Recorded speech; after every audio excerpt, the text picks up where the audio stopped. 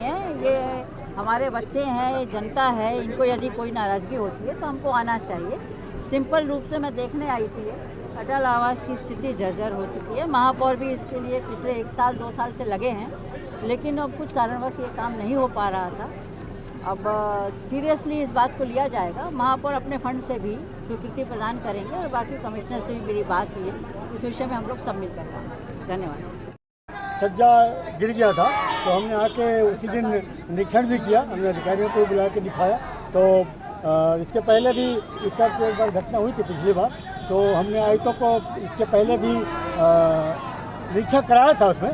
तो आयुक्तों का भी ये कहना था कि इसमें माननीय कलेक्टर महोदय को भी साथ में इन्वॉल्व कर लेते, क्योंकि अटल आवास है, हितग्राहियों को उनके नाम मतलब दे दिया गया है, तो उसमें थोड़ा टेक्निकली दिक्कत जाएगा। बाकी जो विकास के कार्य है, रोड बनवा दिया, उनके नाली बनवा दिए। तो आज हम यहाँ पर आए थे कि अभी बारिश का मौसम आने वाला है, क्योंकि यहाँ की जनता, हमारे भाई बहन है, उनका तकलीफ़ हमारा तकलीफ़ है। तो इनको ये प्रक्रिया कब तक होगी, क्या होगी, इनका तात्कालिक रिपेयरिंग के लिए काम करना बहुत ज़रूरी है, ताकि उनकी जान माल की सुरक्षा हो सके। तो हमने अभी सांसद भाभी को भी बुलाया था कि एक बार आप भी देख लीजिए थोड़ा सा। तो उन्होंने तत्काल एडीएम साहब को बुला, कलेक्टर साहब को फ़ोन किया था और आयुक्त को भी। तो कलेक्टर साहब को मीटिंग में थे, तो एडीएम उनके बगल में आए थे। तो उन्होंने भी जो पिछली बार जो भी अभी तक का डेवलपमेंट था उसको बता दिया गया। तो इस पर उन्होंने, एडीएम ने ये बताया है कि अभी हम एक्सपर्ट को ले आके इसको एस्टिमेट करा के और किसी न किसी मद से इसको परमानेंट सोल्यूशन करेंगे। इस बीच हमने तात्कालिक राहत के लिए हमने निगम के अधिकारी को, जो यहाँ पर अपर आयुक्त और जोन कमिश्नर आए थे, उनको हमने आदेशित किया है कि अभी एक तरफ से तात्कालिक रूप से रिपेयरिंग का काम शुरू किया जाए। अगर इसमें टेक्निकल फॉल्ट था तो फिर आपने चुनाव के समय ये बात क्यों कहा था कि अगर कोई यहाँ पर दिक्कत आएगी तो मरम्मत हम कराएंगे? नहीं, हमारा कराने का प्रयास करेंगे। नहीं हो रही थी यहाँ पर, लोग जो छज्जा गिरा है उसके बाद में फिर नेता प्रतिपक्ष को आना पड़ा और भी लोग आए तो उसके बाद नहीं सुनिए, नेता प्रतिपक्ष तो विपक्ष के लोग हों तो उनको नेता उनका काम है आना। लेकिन हम जब से हैं तब से 3 के चौथे कमिश्नर हैं, 3 कमिश्नर को हम विजिट करा चुके हैं और उसके बाद यहाँ पर काम भी करीब 15 लाख का हम यहाँ करा चुके हैं। तो उससे हमारे तरफ से कोई उदासीनता नहीं है, हमारी जनता है, हम उनका दर्द हमारा दर्द है, हम उनके पीछे और अभी भी हम उनके साथ हैं, उनके दुख सुख में साथ हैं, उनके साथ हम उनके तकलीफ को हम अपना तकलीफ समझ कर काम करते हैं।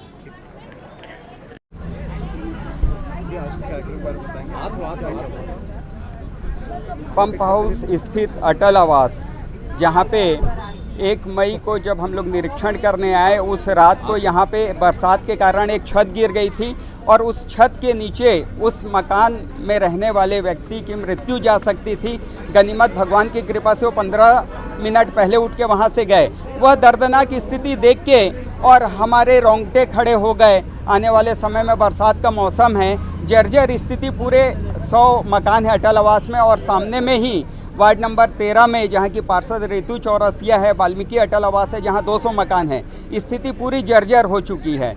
जब स्थानीय पार्षद रितु चौरसिया के साथ वहाँ का भी निरीक्षण किए और वार्ड 14 के अटल आवास का भी निरीक्षण किए, तो दयनीय स्थिति को देख के हम लोगों ने कलेक्टर महोदय को यह आवेदन दिया था कि अगर 15 मई तक सकारात्मक यहाँ पे कदम नहीं उठाया गया इस अटल आवास के मरम्मत के लिए, जीर्णोद्धार के लिए, तो 16 मई से अटल आवास में रहने वाले रहेंगे महापौर निवास में और महापौर रहेंगे अटल आवास में। इस मांग को लेके पूरे अटल आवास में रहने वाली माताएं बहनों के साथ हम महापौर आवास के सामने बैठ के और सुबह नाश्ता, दोपहर का खाना, रात्रि विश्राम उक्त मकान के सामने करते। लेकिन सांसद महोदया के द्वारा उक्त विषय को संज्ञान में लिया गया। कलेक्टर महोदय का बहुत बहुत धन्यवाद, आयुक्त महोदय का धन्यवाद कि वह यहाँ पे और उपायुक्त महोदय और एडिशनल कलेक्टर को भेजे और यहाँ पे समाधान निकला। और जनमानस के दबाव में, जनमानस की मांग पे जो 4 साल से लंबित था मामला, जिसको महापौर इग्नोर कर रहे थे, अंततः अटल आवास की जनता के सामने और उन्होंने उसके निर्माण कराने के लिए, जीर्णोद्धार के लिए हामी भरी है। यदि समय सीमा के अंतर्गत ये जीर्णोद्धार चालू नहीं हुआ तो हम अपने आंदोलन को करने के लिए बाधित हैं। ये जो महापौर घेराव का प्रोपेगेंडा निगम के पार्षद बहुत जोर शोर से करते हैं, लेकिन कभी घेराव और कभी आयोजन करते नहीं, तो कल आपका आयोजन क्या रहेगा? कल आयोजन 16 तारीख को जो था, हमने कलेक्टर महोदय को, आयुक्त महोदय को पत्र दिया था कि अगर अटल आवास के जीर्णोद्धार के लिए सकारात्मक कदम 15 मई तक नहीं उठाया जाएगा तो 16 मई को अटल आवास में रहने वाले रहेंगे महापौर निवास में और महापौर रहेंगे अटल आवास में।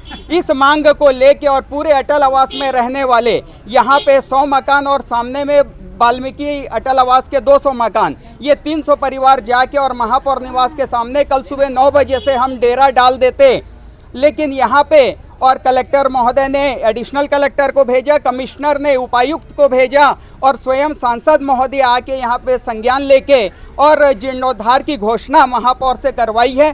तो हम अगर 15 दिन 1 महीना वेट करेंगे, जीर्णोद्धार चालू नहीं होगा तो पुनः हम उनके आवास के सामने बैठेंगे।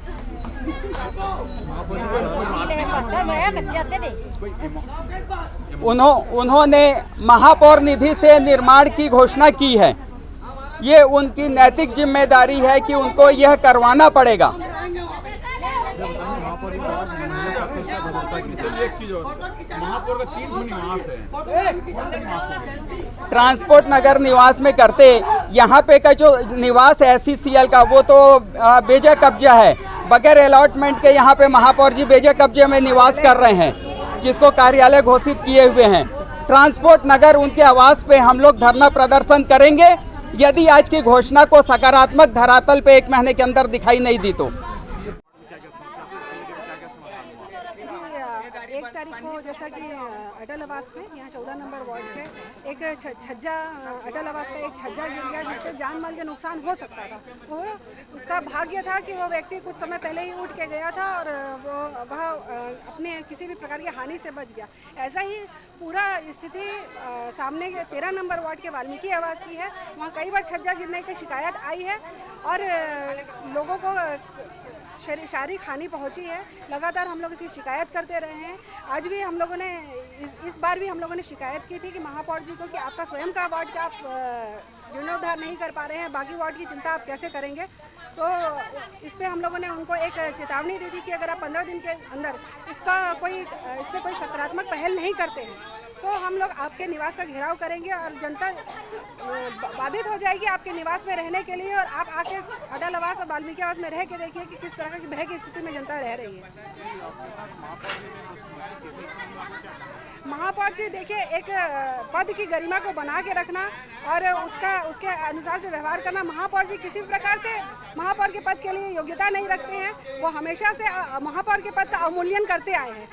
हम लोग विपक्ष के लोग हमेशा बोल रहे हैं कि हमारे पूर्व महापौरों ने जितना इस पद का मान बढ़ाया उसके विपरीत दिशा में इस बार की सरकार काम कर रही है और महापौर पद का अवमूल्यन हो रहा है। महापौर जी को झुंझलाहट में अपनी ज़बान पे उनको लगाम नहीं है, किससे कैसा बात करना चाहिए उनको इसकी ज्ञान नहीं है। और हम लोगों ने तुरंत इस बात का विरोध किया कि आप इस प्रकार की भाषा में किसी भी जनप्रतिनिधि से बात नहीं कर सकते हैं। उन्होंने माफ़ी मांगी है, अन्यथा हम लोग इसके विरोध करते हैं।